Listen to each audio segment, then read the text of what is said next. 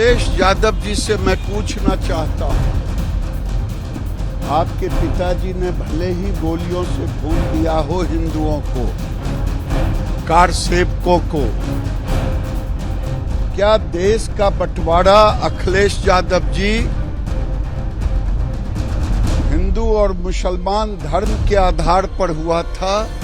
इसी के लिए हुआ था? मैं आपसे पूछ रहा हूं। मैं अपने धर्म की बात करूं और जुलूस निकालूं दुर्गा पूजा की, मंदिर की विसर्जन, मूर्ति की विसर्जन में, तो हमें गोलियां खानी पड़े? मैं अखिलेश यादव से पूछता हूं, ये साजिश अगर है तो अखिलेश यादव की साजिश है, कांग्रेस की साजिश है, टुकड़े टुकड़े गैंग की साजिश है। इनके पेट में दर्द होता है, इनकी जुबान नहीं खुलती कि बनारस, काशी धार्मिक स्थलों में पूरे विश्व में जाना जाता है। काशी बनारसी साड़ी के रूप में भी जाना जाता है, लेकिन काशी भदोही पूरे देश और दुनिया में कारपेट की नगरी कहलाता है। और भारत सरकार ने तय किया है कि हम $100 बिलियन का एक्सपोर्ट करेंगे 2030 तक। उसमें कारपेट की भूमिका जबरदस्त होगी। जिस तरह से ग्रोथ है, वो ग्रोथ आगे चल करके हमें एक मील का पत्थर साबित होगा। और दुनिया जिस तरह से सस्टेनेबिलिटी को ले रहा है, ट्रस्टेबिलिटी को ले रहा है, तो भारत के आगे अभी भारत पूरे दुनिया के एक्सपोर्ट में 40% की हिस्सेदारी है, वो हम 50% की हिस्सेदारी ले जाएंगे। इसी सर, एक यात्रा आपने निकाल रहे हैं बिहार में अपनी लोगों को जोड़ने के लिए, किस तरह की यात्रा है? लगातार उसका विरोध आरजेडी की तरफ से किया जा रहा है उस यात्रा का।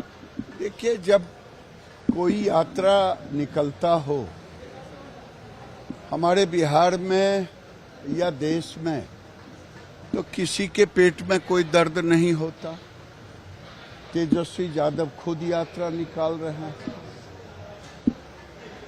अगर मैं यात्रा निकाल रहा हूं, उनका तो राजनीतिक है, मुसलमान जोड़ो, वो वोट जोड़ो। हमारा तो है जगाने का काम।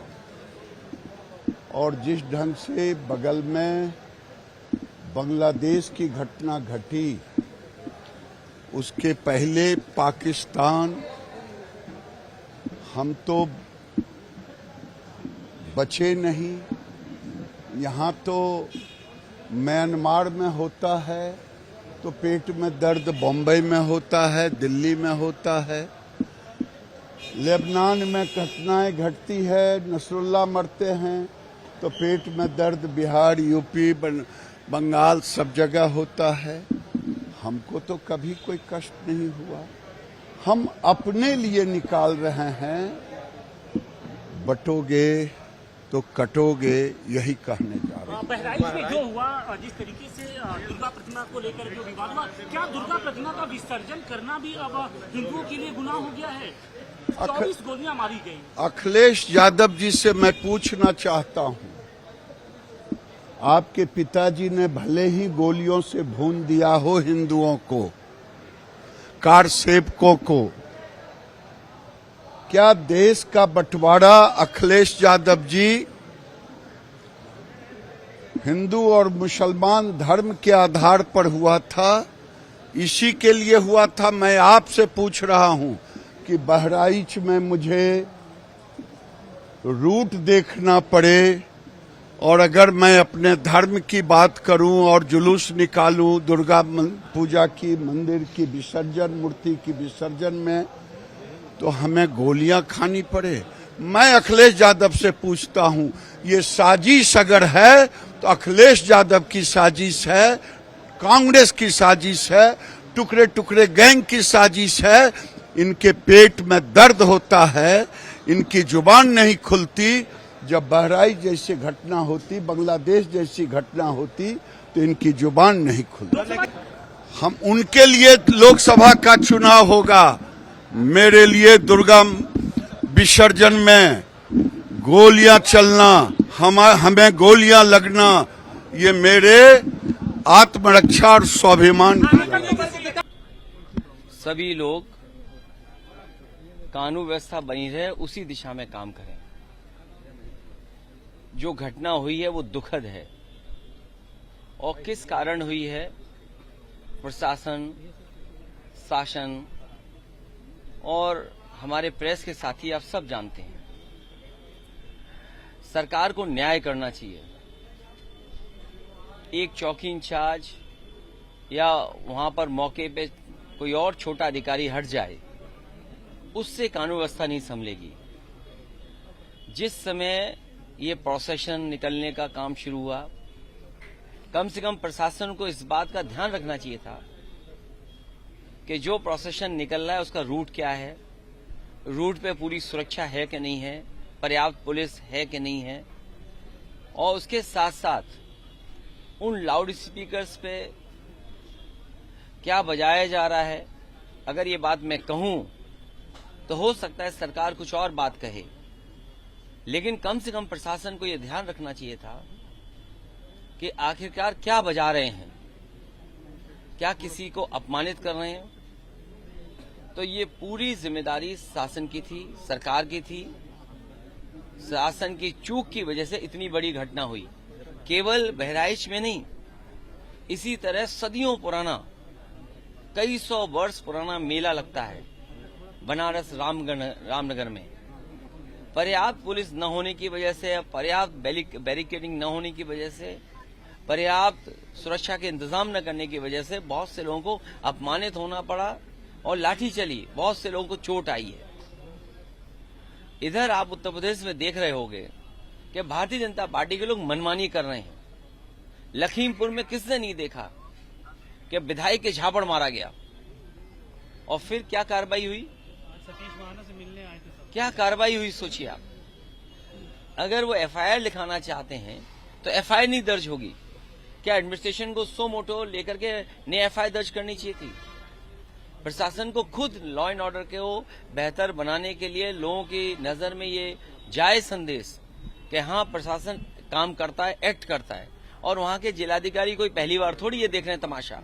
इससे पहले भी उन्होंने तमाशा देखा जब पर्चे छीने गए, उससे पहले भी समाजवादियों पे इन्होंने लाठी चलाई, समाजवादियों को अपमानित किया। समाजवादी पार्टी को अलग तरीके से नजर से देखते हैं।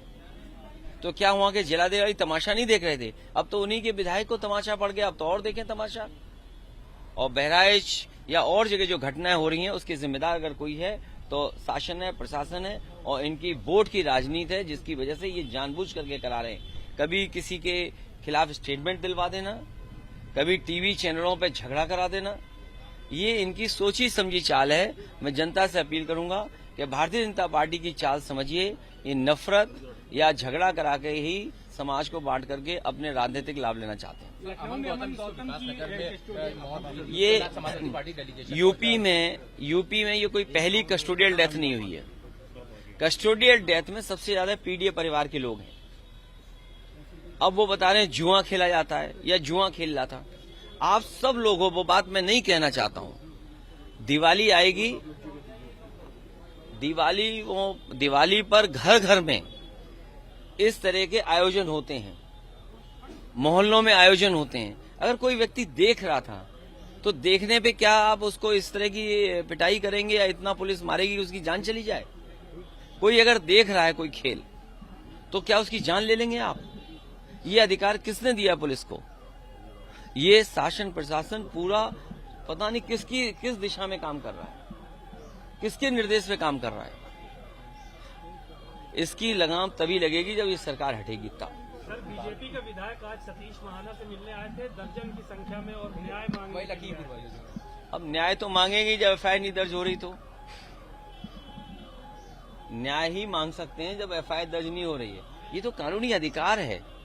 और कम से कम जो चीज सबने देखी, किसने नहीं देखा कि विधायक जी की बहुत पिटाई हुई, और एक ही नहीं पड़ा, अगर गिनेंगे तो कई लोगों ने उन्हें मारा है। पुलिस ने भी मारा है उन्हें, पुलिस ने भी कपड़े खींच लिए उनके, तो सब पे कार्रवाई होनी चाहिए। बाबा सिद्दीकी का जिस तरह से हत्या हुई है निर्मम, वहाँ पे लोग सवाल खड़े करते हैं सरकार के ऊपर कि इस तरह का लॉ एंड ऑर्डर सिचुएशन नहीं, किसी पर अगर Y category, C category, X category, Z category की अगर सुरक्षा है, इतनी बड़ी घटना होना स्वाभाविक है, उंगलियां खड़ी होंगी। और जब जिस पर कैटेगरी वाली सिक्योरिटी हो और पहले से मिनिस्टर रहे हो और इतने इन्फ्लुएंशियल व्यक्ति थे जिनका संपर्क बड़े बड़े लोगों से था, उनके पास इतना बड़ा सिक्योरिटी कवर था, उसके बाद हत्या हो गई हो, तो ये चूक है। और इस तरह अगर हत्या हुई तो किसी की भी हत्या हो सकती है। और याद कीजिए, एक बार तो प्रेस में ऐसे ही कोई इंटरव्यू दे रहे थे, प्रेस से ही निकल करके हत्या कर दी गई थी। तो अब तो आपसे खड़े होकर के भी डर लगता है, आपसे नहीं, कहीं गाड़ी रोकने से भी डर लगता है।